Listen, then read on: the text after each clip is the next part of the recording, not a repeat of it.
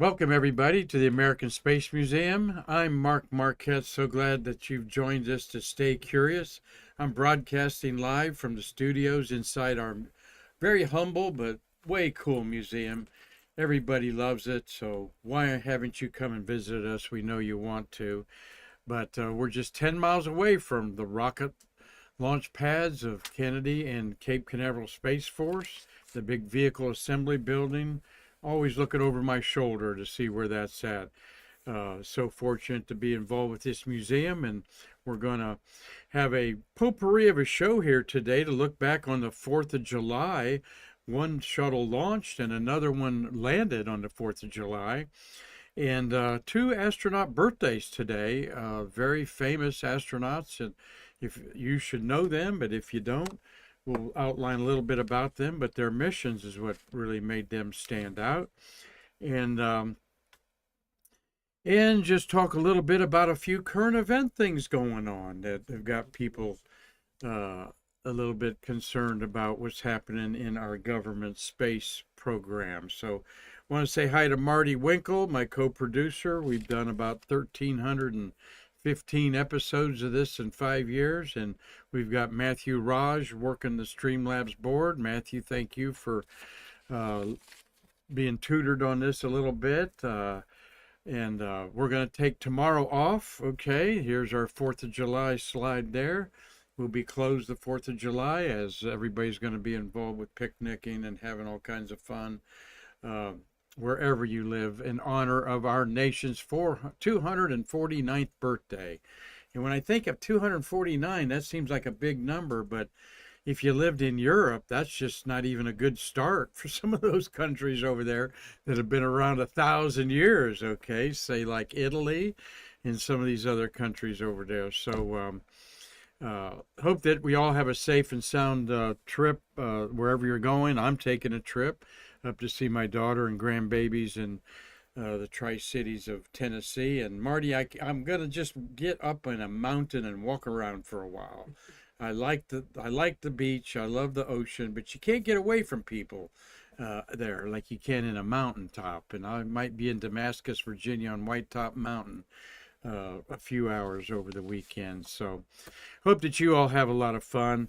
Uh, what a gorgeous photo this is taken of the a launch of.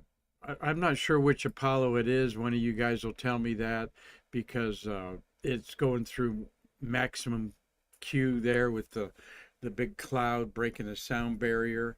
And just to think about that behemoth rising off just 10 miles away from here. Marty, of course, worked the Grumman lunar module. That's why he's a national treasure, a electrical engineer for Grumman on lunar modules. So you got one of your handiworks on top of that, Marty. And then he spent 30 years with the shuttle main engines, the space shuttle main engines, SSME, now called the RS-25s, for the Artemis launch. So this is what we do here, have real space workers and really people that are enthused about our museum. So catch it by following us on all the social media. And one thing that we do is STEAM education, science, technology, engineering, arts, and math, okay? A could be astronomy, agriculture, astrophysics, astrobiology, but it's basically arts because you have to have art concepts before you have anything go to the drawing board for engineers to design. So we're going to have our second Saturday of the month is our STEAM Saturdays. Natalia Sepulveda puts that program together, and we're so grateful for her. She is a Spanish master's degree she got because of a Ronald McNair scholarship that she got. And of course, Ron McNair went to space once and lost his life in the Challenger. So uh, local kids 4 to 12 are invited to come, and we have to cap it off at 15 or so kids because of our space. And we're going to have a bilingual space camp July 15th, 16th, and 17th. Those of you that aren't local, just want you to know that we're doing this outreach as part of STEAM education, and also to follow the mission and dreams of our fallen leader here, Karen Conklin. a year ago, she was going through terminal cancer. She died in August. And a year ago, things were quite different around here at the museum as we were uncertain about a lot of things that were going on. And being Karen's right-hand person for 8 years and the community liaison, I'm very blessed and fortunate to have slid into her role as managing this museum. But just wanted to let everyone know we always think about Karen Conklin, over 20 years dedicated to this museum, and these STEAM education programs are truly to carry on her legacy. And that's why we're doing what we can with what we have. Karen was one of the first people that really got involved with artificial intelligence and telling me some of the things about that she was learning. So she'd be proud that I am using Gemini artificial intelligence to just say things like, how about cats and dogs on the moon? And this was the AI generated image that I got. And I thought it'd be fun to show that as we're honoring Karen Conklin a little bit today. So this is just amazing, Marty. And those of you that haven't tried it, I'm not negative about it. I am with writing. The writing news releases have way too many adjectives and don't get to the who, what, when, where, and why quick enough. But when you see whimsical images like this put together in a matter of 30 seconds at your bequest, and as a photographer, the shadowing of it's outstanding. It's gorgeous. But yeah, certainly far-fetched. So have some fun with AI. Well, I'll tell you who's not having fun, anybody that's working in public relations for NASA right now, because here is the budget for 2026 that the government is now hashing over. I don't know what the Republicans have done today. One of them was in a 6-hour filibuster to delay the vote on it. But what this is outlined, sent to me from Tommy Usiak, is all of the centers in Cape Canaveral, in NASA world, their communication budget by center, okay? And as you see, a bunch of zeros, and headquarters has 33.8 billion. Kennedy Space Center, nothing, okay? Johnson Space Center, nothing budgeted for their public relations. So what's going on? That's right, they're centralizing to Washington, D.C., all the publicity for NASA's programs. Now, to put it in context, what's going on with NASA that we need to know about when you're doing an Artemis launch every 2 years? All right, that's not like the 5 to 9 shuttles that were launched every year, and there had to be a lot of public relations going out constantly for the crews and the missions and all that stuff. So it's an austere cutback on budgeting and consolidating those budgets. One of the NASA watchdogs that Tom Usiak sent me, Keith Cowling, says that the NASA Office of Communication are saying at least 60% of their staff need to take advantage of NASA's deferred resignation program, voluntary early retirement, or voluntary separation incentive program to leave the agency and do so by the deadline. In other words, you're not going to have a job, and they are offering you a little cash to leave if you're retirement age. That's not so bad. As a voluntary separation incentive program, we're going to give you X amount of dollars, probably based on a percentage of your income, to pack your bags and go find another job somewhere. NASA is moving ahead with the implementing of the implications of the White House fiscal year 2026 NASA budget request, even before Congress has a chance to take up the budget. All positions at field centers are being eliminated. All positions at field centers are being eliminated. And NASA headquarters will go from 39.9 million to 33.8 million overall. That's just a sign of the times, I guess. There's some of this, not being a political person, but being a taxpayer. I'm for cutting the fat. I do know there's a lot of fat in a lot of government agencies, and a lot of people just riding the clock at $30 an hour and so forth. So some of that's cleaning this up, but also it gives you an indication. Marty Winkel, you were involved with Grumman and working for a contractor on the SSMEs and so forth. NASA just doesn't have enough going on right now to merit a full-time office and staff at Kennedy Space Center. When the big news about Artemis being stacked in the VAB is about the only thing that's going on, and that mission is a year away in April. April 2026, we hope to do that. So, sign of the times. Thank you, Tommy Usiak, for keeping me updated on that. And sad but true. There are some necessary and government agencies and science that are being needlessly cut back, because we are scientists here and we want to get as much of it out of it as we can. So I'm hooked up here to my smart tablet there and see Gary Gerald's off his tractor in Georgia and saying hi to me. And Carlton Bailey, always on top of the news.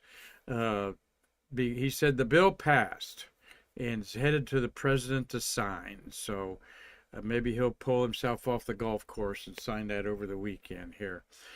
Thank you for that update. Steve Jokums, I think that's Apollo 11 also, Steve, that photograph of the Saturn V going through the maximum Q there. So, and good to hear from you, and good to hear from Robert Law up in Scotland. And he's from a European side. He says it's good news that the funding to save Artemis SLS and Gateway was put back on, and it was about $10 billion with a B. But the money is just part of the problem with Artemis, and we're going to take on some of the things that are not being addressed in an engineering manner that could frankly kill astronauts that go to the moon.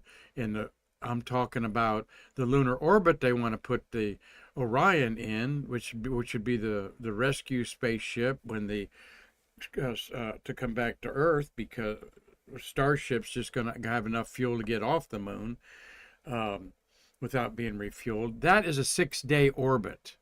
This lunar orbit is a 6-day orbit, not a 2-hour orbit like the Apollo did 100 miles above, or more like 60 miles above the lunar surface.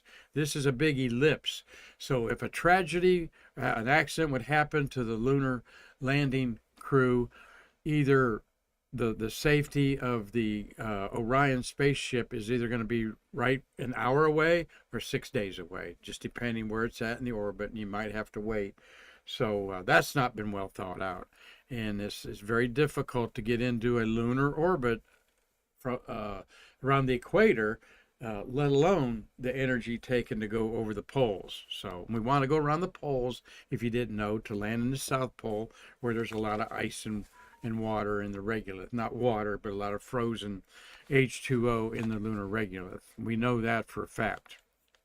Well, let's cut away to that. Let's look at a couple. There's the watchdog thing I had in there after all to talk about from Keith Cowling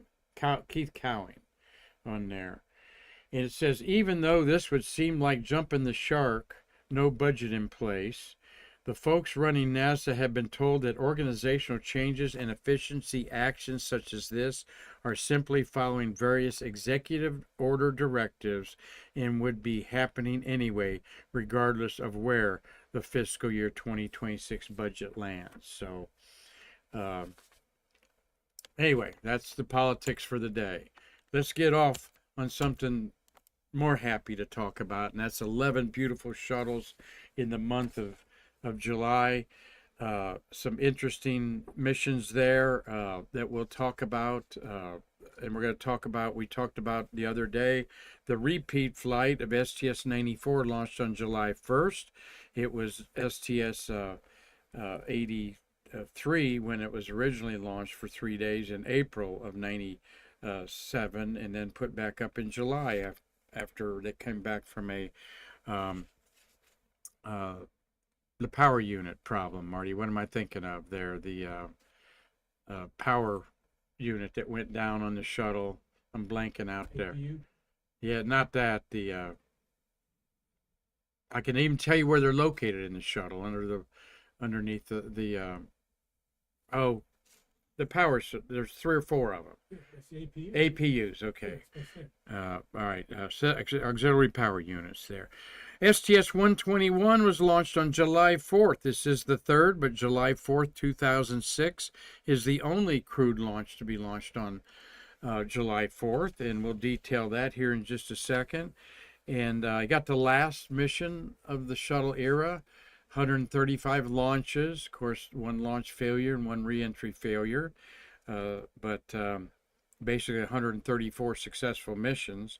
The Quest airlock was taken up on 104 in 2001, and we should have asked our dinner partner last night, John Harrington, who used that Quest airlock to go do some 3 hardhack EVAs on STS-113.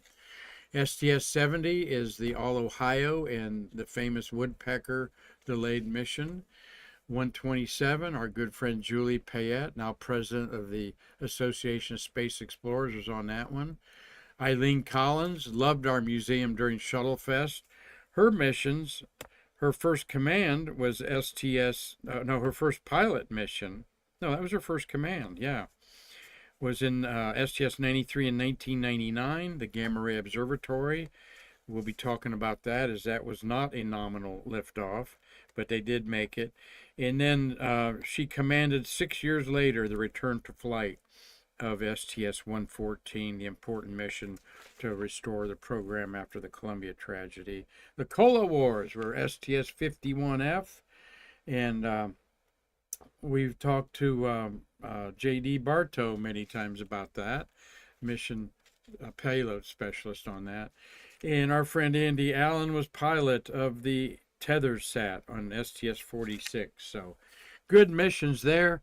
Here's the crew of STS-121 in their stylized picture, their liftoff there. And left to right, you got you got Stephanie Wilson there, Michael Folsom, okay, Commander Steve Lindsay, Pierce Sellers is the tall gentleman beside Mark Kelly. This was Mark's mission. He is now a senator from Arizona. And mission specialist Tom Reiter and Lisa Nowak. Yes, this was the famous Lisa Nowak's flight, but you know what? I'd rather think of it as Artemis astronaut Stephanie Wilson and pilot Commander Steve Lindsay and Mark Kelly's mission there. So the orbiter was Discovery, OV-103, that is still being thought about. This bill that was passed apparently contains a clause to move Discovery from Udvar-Hazy in Washington, D.C. out to Houston. And Houston was bitter that they didn't get a shuttle when the 3 of them were divvied up. But they did it by population. Where's the most people going to see this orbiter? And Washington, D.C. has more tourists than Houston does, and that was the reason. So on there. Let's look at the mission patch here, as we are likened to give you a little art for STEAM education on this. 121.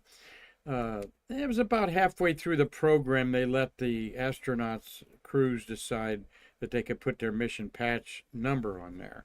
This was an exercise sometimes where the commander would put his crew together and see how they interacted over a piece of artwork for their mission. Some astronauts had strong opinions about it.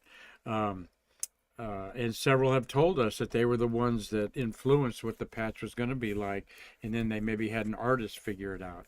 I know there's a couple patches where one of the wives came up with the patch.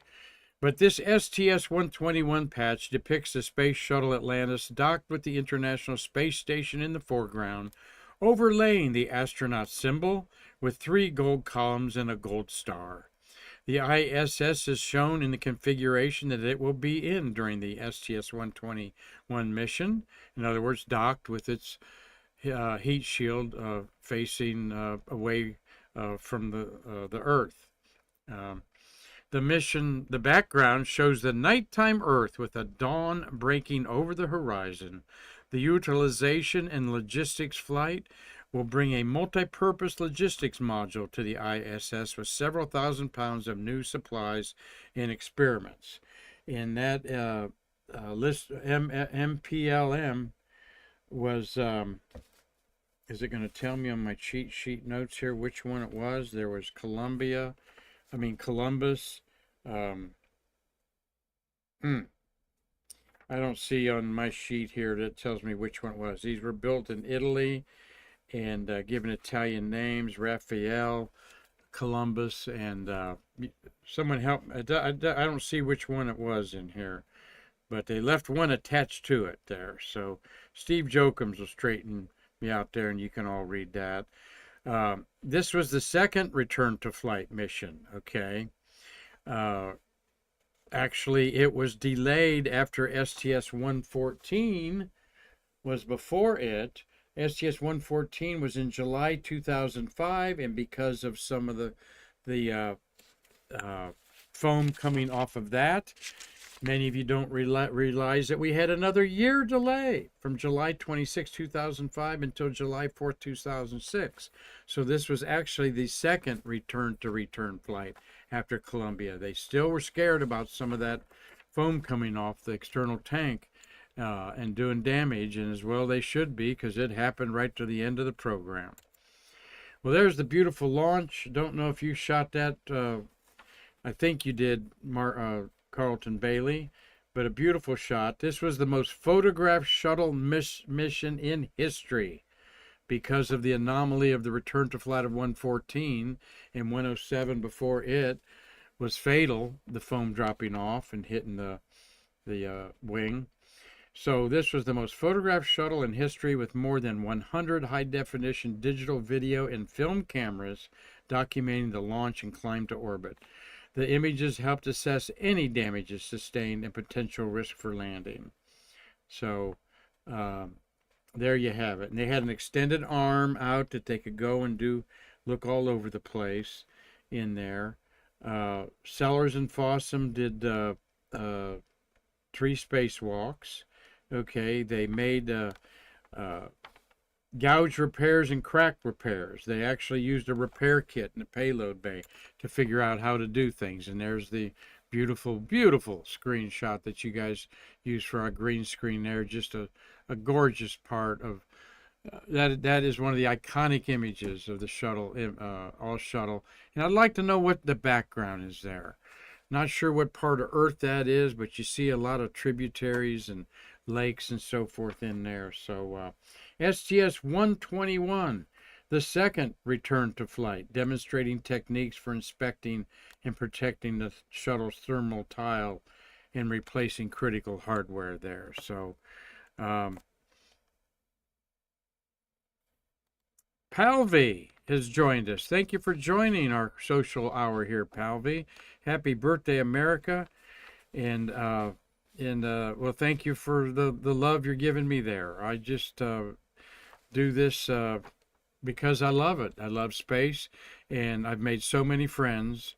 Fuel cells is what I was thinking, Marty. And Steve straightened us out. The APUs are for hydraulics, which I knew that. The fuel cells are used for hydrogen and oxygen to generate electricity. So there we go. Appreciate that.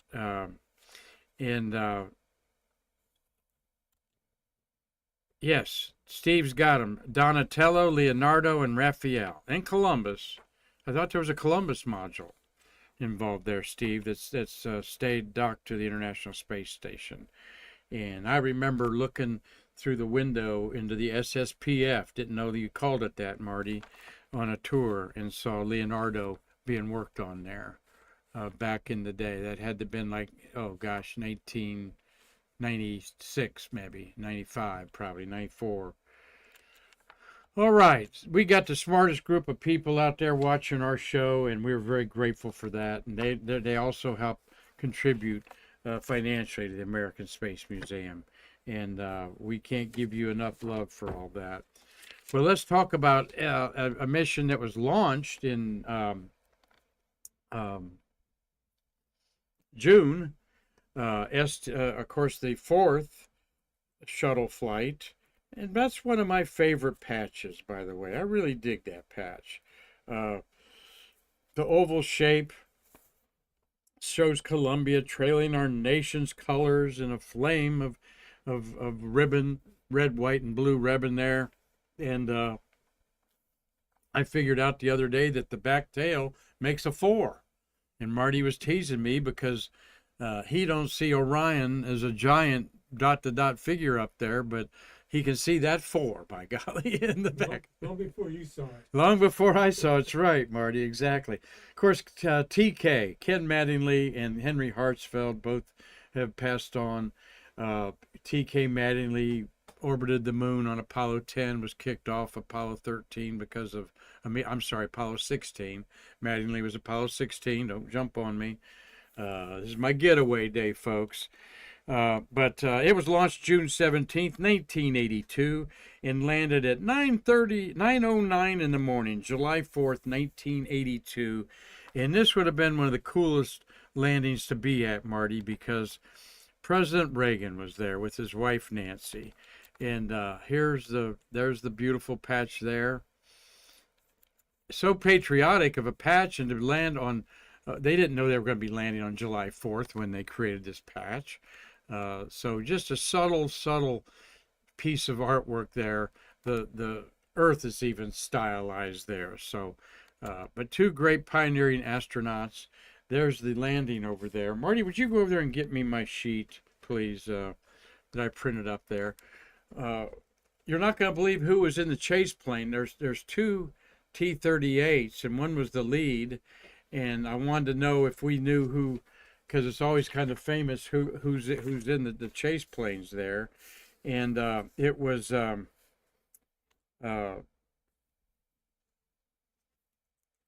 Guy Gardner with crewmate Jerry Ross. Okay, we're in chase 1. I couldn't figure out who was in chase 2, but it wouldn't surprise me if it was John McBride, because John did that a lot also. So imagine, we've heard Guy Gardner talk many times at the Space Center. He's an educator.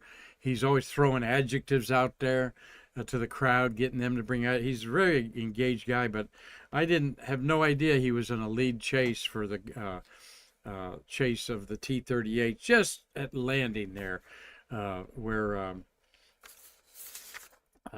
Mattingly, TK's bringing it in for a landing with Henry Hartsfeld beside it. This was technically the end, fourth and final test phase of the shuttle, but when it landed in 2011 in July, STS-135 and Atlantis, they pretty much knew it was a test vehicle, all 135 launches, as there was always something they were doing to it there. So, Jerry Ross. the what? Jerry Ross was in the other chase plane. It says this, he was the pilot with crewmate Jerry Ross. So there's always two people behind there. So to me, it was Jerry be behind, but that could be wrong. Chase 1 and Chase 2, don't know who the pilot was there. But President Ronald Reagan and his wife Nancy greeted the crew on arrival. They were out there a little before 9 o'clock. I actually watched the video that this was taken off of. And you've got Bob Crippen on the left. That is Joe Engel on the right. And Fullerton is in the back there. Other astronauts there was Jack Lausma. You'll see in another picture there. But Nancy decked out in her red, white, and blue there. And what a couple. And watching this video, it's just amazing. Politics aside, Ronald Reagan was just a great communicator, knew what to do. And tenderly, his wife's taking her sweater off, and he helps her take it off, looking for a chair to throw it on. I see him just throw it in the back, Marty. That was kind of a cool little video to see there. There, after 7 days, they completed 112 orbits. They had completed all objectives, all right, except for one anomaly. The SRBs were not recovered. The only shuttle flight outside of STS-51L that the SRBs were not recovered. They sank for some reason when both parachutes failed. And So that didn't affect, that of course was at launch and didn't affect anything else about that. There's Nancy and Crip and Jack Lausman in the back there and President Reagan. Uh, then he gave a speech beside Columbia, and the new Space Shuttle Challenger and Enterprise were there. And there's a picture I tried to find of Challenger on the space carrier aircraft, the 747, taking this new Challenger shuttle back to Kennedy for the first time on there. Let me see any other notes I have about this to celebrate our President Reagan. Oh yeah, they actually went out to the tarmac there, waited for them to come down there. Of course, they got the ejection seats on there for the last time. And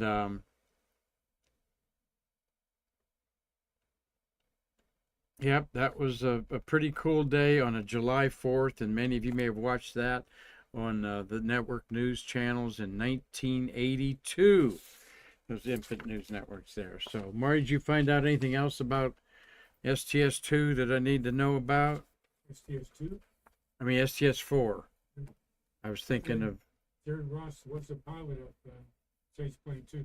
Okay. My source says... According to Wikipedia. Okay. This says crewmate.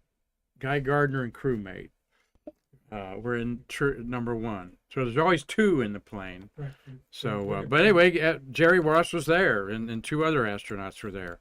I just thought it was kind of interesting. You don't think about Guy Gardner flying as a pilot. He's just a really the chase plane. So, and the number of times we've seen him to celebrate the shuttle era, 30 years of amazing space flights, doing the impossible, it seemed. Okay.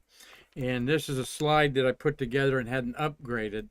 But of course, 135 launches, 800 crew members. There's about 850, I think, that punched a ticket. 350, I think, individuals went up there. I don't have the exact number on this slide, but I put it on another one. 17 days was the longest mission. 3 million pounds of cargo orbited. 21,000 orbits of the Earth. Over 1,200 days in orbit among the 5 orbiters. So something that we are very proud of and will keep talking about on Stay Curious in our museum, as the shuttle era is the future of our museum, as this museum was built by the Apollo legacy astronauts and workers like Marty Winkel here, and the torch is passed. And we are happy to embrace the legacy of Apollo and all the great things that led to the shuttle era. Couple happy birthdays here. Let's put the birthday hat on, all right? Hadn't put that on in a while. And gonna make a birthday hat one day like the astronaut symbol there in the upper right. But 2 cool astronauts having their birthdays today. 90 years old is Harrison Jack Schmidt, and 82 years old is Norm Thagard. All right, let's find out a little bit about each of them. There's Norm, born July 3rd, 1943 in Marianna, Florida, and grew up in Jacksonville. A U.S. Marine Corps officer, hoorah. He's the first American to ride on board a Russian vehicle, the Soyuz TM-21, in March 1995, when he spent 115 days on the Russian Mir space station, another American first, in 1995. So we're celebrating 30 years of that handshake of Russia and America in outer space, all right? And that all happened 50 years ago, coming up with the Apollo-Soyuz test project, and it continues today, Russia and America, depending on each other to live on the International Space Station. Marty, we've met this man many times. He's probably the most frequent astronaut encounter out there because he lives in northern Florida, and he can be called in a day's notice to come down here and pinch hit. A great guy. He loves to talk about his missions, okay? He even has his college report card in his talk there, Marty. and talks a lot about his wife in his talk also, and her support. But his 115 days on the Mir space station was his penultimate mission. There he is inside of there. There he is on his rocket launch in March 1995. And guess who was there? None other than Tom Usiak was there, freezing to death in March. Tommy's talked about that, but he went as part of a press corps to Baikonur and got to watch the launch. And he, like many others, when they got to where they could watch it, they're expecting them. They're so close to the rocket that they're expecting officials to come and say, "Now we're going to take you where you're going to watch the launch." Nope. You were close to the launch there, not 3 miles away either.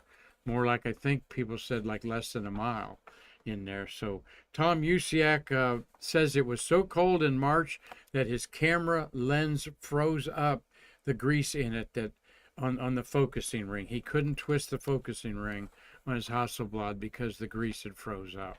And you couldn't even get your hands warmed up to put it around it. But this was Thagard's last experience in space. He was on STS-7 in 1983, famous for Sally Ride, F-51B, STS-30, STS-42. Some great missions and a great guy if you get a chance to hear him talk, please do, because Norm is really one of a kind person, and at 82, he's in good shape, Marty. Not as good as you, but you're close to that age. And there's the recumbent chair that is in part of our exhibit here that he rode back on STS-71 when 8 astronauts, 6 went up, 8 came back, including a Russian. He had to, and Thagard from the Mir, he had to put his feet in the lockers, he talks about, as he sat on this high-tech lawn chair. What's that going to do to you? I mean, it's not even molded to his body like the cushioner seats of the shuttle there, but I'm sure it was strapped in pretty good down there in the lower bay. And there I am with Norm, and very interesting person out there, and we've seen him many times. He's going to be back out there in a couple of weeks, I think, Marty. And I had a great talk with him during the Scholarship Foundation Hall of Fame event, so can't wait to get back out there and see Norm. Well, here's Jack Schmitt. Jack Schmitt is 90 years old today, and like Thagard, being a pioneering astronaut with the Russians and a couple other missions there. Harrison Schmitt, Thagard had 5 flights. Schmitt only had 1, but that's the only one that you need when you're the last moonwalker, the 12th and last man to walk on the moon. Now, he went up the ladder before Gene Cernan, his commander, so Gino is the last one to have his human feet on the moon. But this was the last one of the 12. A geologist who bumped Joe Engle from the Apollo 17 lunar module pilot seat because he was a geologist. He actually trained a lot of the astronauts in geology, and that was his passion. And there was some hard feelings about Joe Engle being scratched. Joe Engle was offered to be on Apollo 18, 19, and 20, and those got canceled. He was offered to be on the Apollo-Soyuz test project or Skylab, and Joe Engle turned those assignments down, saying, I want to be in a shuttle. I want to fly a vehicle. I want to be in a space plane. He was an X-15 pilot. So too much background there why this man banged. But Schmitt remains the only professional scientist to have flown beyond low Earth orbit and to have visited the moon. There he is, all dirty after his 3rd EVA, 7 hours times 3 in that spacesuit. Whew, it must have been pretty ripe in that spacesuit.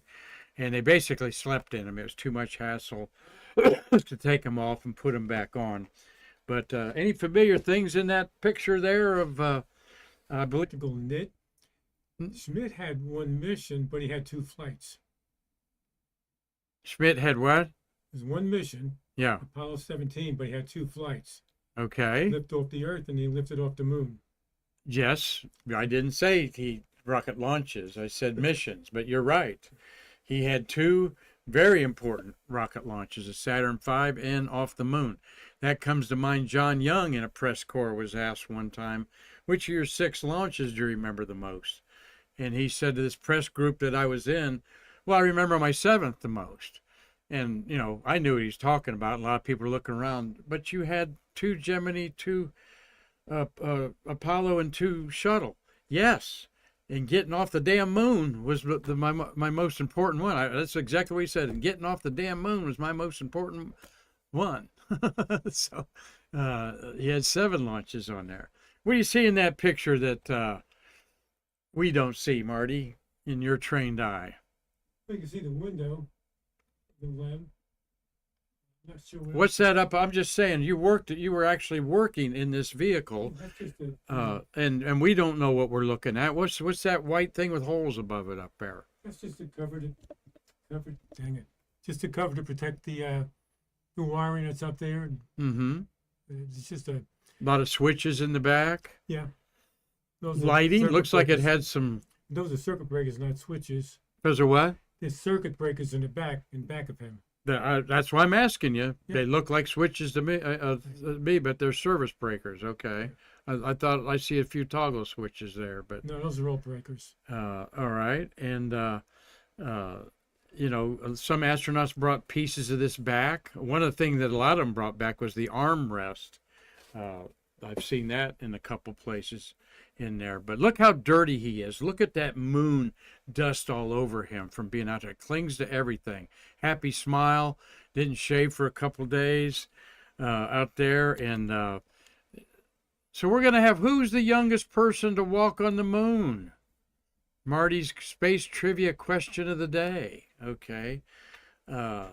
90 years old is what Jack Schmitt is today. He was the last one. Is he the youngest? Who was the youngest? Who's the oldest? All right. We're going to get back to next week to Marty's space trivia question of the day. So stay tuned and we'll answer that for you. There's the crew of Apollo 17, a December 1972 flight. Schmitt and Ron Evans and Gene Cernan. Schmitt, like I said, is the only survivor of that. There is the Descartes mountain range in the background with lunar module number 12. And the name of that one was, America? Command module was America. Steve Jokums, let's see, the lander was, I think the command module was, it was LEM 12 to Marty on there. So some people are saying the audio's cutting out, in and out. No. But some others say it's fine. I haven't touched anything there. So what's the name of the lunar module and command module of Apollo 17? I think the command module was America and the lunar module is Challenger. And I'm going to stick to that. All right. All right. And Steve Jokum says Challenger there. So now I know I'm right. If you want to have some fun time while your family's chit-chatting and you're bored at the 4th of July gathering of in-laws and outlaws, go to Flickr and the Apollo archives. Every magazine, they call it, of film is on there as you see it, like a film strip with sprocket holes and all on it there. So this is fun to harvest some of these pictures. You'll see some of the famous ones, but you as a taxpayer, and this is up there for you to use, and you'll find incredibly a lot of these had to be lightened and darkened, particularly a lot of them darkened and contrast put in, some of the famous ones that you see. So I encourage you to go to Flickr, Apollo Archives, and you're going to see you could spend a long time just looking at these images as shot by the astronauts. And I love a picture like this that I found there, kind of like typical human beings leaving their trash all over the place, okay? There's Marty, I think you've asked you before, and you can't tell me exactly what that is, but it was something that they had equipment on or something in one of the the 4-quarter bays on that thing there, and you see they just pull stuff out, and it was packed so neatly and tightly. The lunar rover was folded origamically in quad 12 of this, quad 4 of this thing. So love showing kind of the non-normal pictures of the moon. And there's Jack Schmidt on the North Massif of the Descartes mountain range there. They went here because the crater Tycho is a rayed crater that you notice in binoculars. You can see the rays of the material splayed out as this hit maybe 50 million years ago or even sooner. And they actually went to where some of this debris was thrown out where they could pick it up. But it was also an area where they thought they could find volcanic activity, and they did. They found volcanic vents with orange soil. Very rare that you see a picture of an astronaut with the visor off because, man, it was so bright on the moon. Go out in the daytime anywhere, and you want your sunglasses on. Well, they didn't have sunglasses on. That was on their visor down there. So there's birthday boy Jack Schmidt, and he took a good picture, me and my shadow. And you'll see a lot of those pictures on that archives of Flickr archives, me and my shadow. Now, my Jack Schmidt story is that I met him several times. Schmidt was a geology professor, and he came to the University of Tennessee in Knoxville once a year in February and taught class for a week there because Larry Clark, the instructor of geology, was his friend. And I don't know if they were in college together or not. Schmidt went to New Mexico University, his home state, where he eventually became a senator from there. So we, the astronomy club, are piling in 3 or 4 cars to go down on a winter evening and see astronaut Schmidt give a talk at the University of Tennessee. We all get in there. Of course, many of us have to go into the bathroom right away, so I head to the men's room, and I'm standing at the urinal, and the next gentleman to come and stand beside me was Jack Schmidt. All right, and I looked at him, and I just kind of had to say something. I can't keep my mouth shut, and I said, "Hello, sir. I'll make sure I wash my hands twice before I shake it outside the restroom here." And he laughed, and we went outside, and I got the gratuitous picture with him there with the old space hipsters keep calm and set SCE to AUX from Apollo 12. And right before this, he said, Jack said to me, "My commander taught me to never pass a restroom." All right. And I said, so I said, because he said, because the time when you don't think you have to go, and there's so many people that want your attention, all right, that you just don't have time to duck in there. But a great guy. He's very, very scientific, not very glib with his observations. He's not going to write a poem or an essay about his experiences on the moon. It was all about the geology. And when you see the banter between him and Gene Cernan on the moon, and there's hours of it on YouTube, you see how serious he is about the rocks and so forth. And they were very cohesive on the moon. The astronauts were trained very, very well. But he never called him Gino or Gene. It was always my commander. Okay. And this picture's, you can see how young I am there, Marty. That's probably 20 years ago back there. So, and I got to cover him at a couple, I got to cover him at several events that he did for outreach there. There's the casual Jack Schmidt with a kid dressed up there. And I said, I covered him for like 3 days, and I had to tell him up front, I go, "I'm not stalking you. I'm paid by the people who are paying you to get good pictures of this event, so you understand that, but I won't cross the line, or just raise your hand if you're sick of my camera pointing at you." And but I said, I gotta just take one kind of cheesy shot, just one kind of professional shot of you. And so he posed for me there. And you see that smile on Harrison Jack Schmidt there. That's him. Really a great guy. And he did not like politics. He talked to me over a dinner there that he said, he said the same thing Jack Lousma said when Jack ran for office in Michigan. He said, I thought I was going to be making policy for my country, and what I end up doing most is raising money, for my party and my reelection. Every not he just every week it's 3 or 4 fundraising events, and instead of trying to concentrate on things that I thought I could concentrate on. So happy 90th birthday to Jack Schmitt, and here tribute to him, Chris Calley. His or Gene Cernan's boot print on the moon there on Apollo 17, December 1972, the last time boots were on the ground on an alien world. All right, 250,000 miles away. So, Marty, space trivia question of the day. Lay it on me, Marty. Let's see who got it right. Yeah, I'm not in front of the monitor, so I can't read it. Anybody get it? Steve Jokums. It looks like Steve Jokins got it. Oh, Steve Joke. Who's the youngest person? Steve says, I think. What's this? I think Charlie Duke. Okay, well, in that case, it was, Okay. Any other guesses there? Anyone mention the Apollo surface? Nope, we didn't mention those because I was mentioning the other one, but that's a good one too.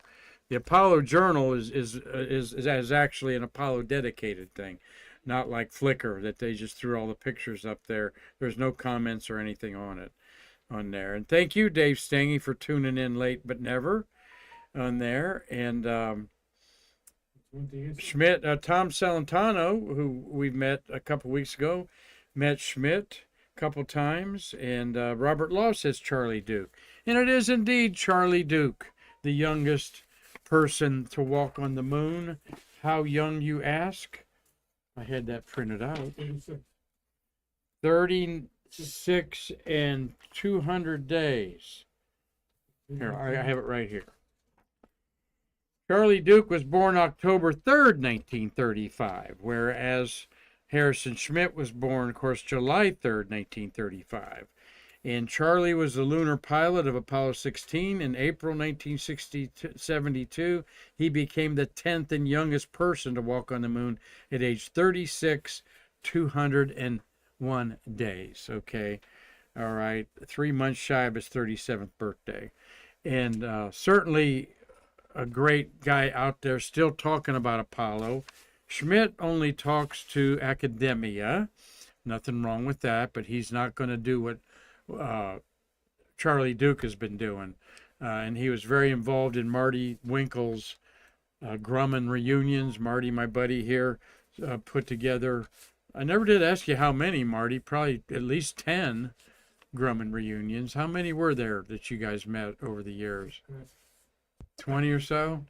I don't think it's quite 20, but I would say there's probably at least a dozen that we've done. Because you met at 5th anniversaries of Apollo and 10th of 11, I mean, and then, of course, the Apollo 13, you had several of that, and definitely. We did a lot of the 50-year anniversaries. Right. And the one that was at them the most, of course, was Apollo 11. no, the astronaut you had at the most. Fred Hayes. Fred Hayes attended. Charlie Duke attended a lot of them too, didn't he? In there, and that's where I got to meet him. Great guy, loves to talk. Happy to talk to you about it. Okay, became very religious on his way on as a result of his moon experience there. It changed his life, and some astronauts it didn't change their lives. Okay, like Alan Shepard. His life got changed by the Mercury Redstone flight of his on there. So. Well, hope that you've all enjoyed this. Hey, there's Robert Mecklenburg from the Netherlands. Good to see you, Rob, on there. We missed you during the Axiom launch there. Maybe we'll see you around for Crew 11 launch here coming up the end of the month. And yes, Steve Jokums, Alan Shepard was the oldest moonwalker at age 47. So an 11-year span between the oldest and youngest people to go to the moon. And and Stange said that he met Jack about the same time I did 20 years ago. He gave your oldest daughter his autograph. He would not do autographs except on his book. And his book is very scientific about harvesting oxygen 3 on the moon. Oxygen 3 is a magic elixir we can do a lot of things with O3, and he talked a lot about that in his book. And I rifled through the book, trying to see, well, I did look out the window one time and was awed that I was there, and but none of that stuff. He didn't say any of that stuff, Jack Schmidt. So, but no, he would not do any autographs when we saw him except on his book, and then so who are the other two living astronauts that walked on the moon? Buzz Aldrin, age 95, and of course, David Scott is 93. So it ain't going to be too long when there's going to be no humans among them four to talk about landing on the moon and the experience that it was. So, well, thank you all for watching today. There is discovery in the Udvar Hazy situation there in Washington, D.C. I think the satellites in the back kind of look like fireworks going off, Marty. That's the TDRS above it.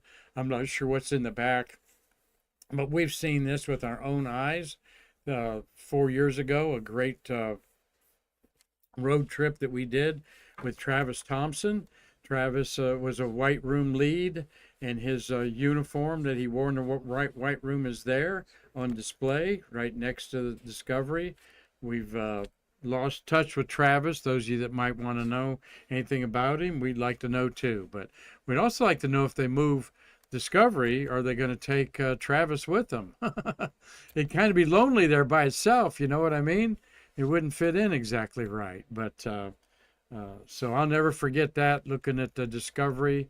When you're standing around it and you get up close and personal with it there, it's just so huge. And this is one that you really see all the connections under the belly and so forth that were in there. So, so thank you everybody for watching. We've got Dano, Damino, and Dave Stange, Cliff Watson, Elena, Ed Hikera, she's in South Africa. Palvi, thank you for joining our family today. Tom Celentano, Gary Gerald, Carlton Bailey, Tom Usiak, Robert Law, Steve Jokums. We probably got Sharon Gonzalez watching it. Maybe Connie McDaniel's watching it there. And hello, Hazel Banks. I know you're watching today. And appreciate everybody that watches. You don't have to comment to be involved in our program here. So we thank you all for watching. Hope you do have a safe and wonderful celebration of our nation's 249th birthday. And we'll be back. I'll be back Tuesday. No show on Friday.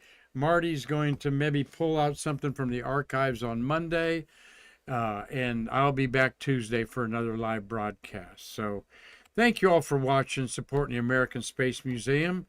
And thank you, Matthew Raj, for doing our board here today. Hope it's catching on to you. And we're going to start doing some remote guests here in the near future. That's what's in store for July. So July is going to be a busy month with 2 Apollo missions, 11 and 15, Gemini 10, the suborbital flight of Gus Grissom, and 11 space shuttles to help you all stay curious. Until next time, I'm Mark Marquette saying, I can't wait to see you in our museum to bridge the space between us.